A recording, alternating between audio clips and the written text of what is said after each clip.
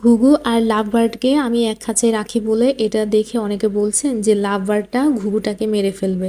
অথচ আমার এই ঘুঘু পাখিটার টেম হয়েছে শুধুমাত্র আমার এই লাভ বার্ডের জন্য।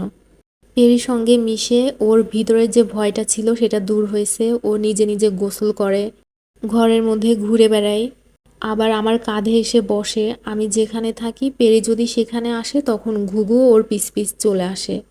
আমি যদি ওর গায়ে হাত দিতাম আগে ও এত পরিমাণে ভয় পেত। ঘুঘুর পালকগুলো অন্য পাখির তুলনায় একটু বেশি নরম। ওকে ধরতে গেলে ও দাপাদাপি শুরু করতো, এতে ওর পালকগুলো উঠে আসতো। এই ভয়ে আমি ওকে কাছেও নিতে পারতাম না। আবার ওকে যে একটা জোড়া এনে দেবো সেই অবস্থা নাই, কারণ যে পাখিগুলো আছে এর বেশি হয়ে গেলে আমি আর ঠিকভাবে যত্ন নিতে পারবো না। ওর একটা জোড়া দিলে ও ডিম বাচ্চা করে সংখ্যা বাড়াই ফেলবে।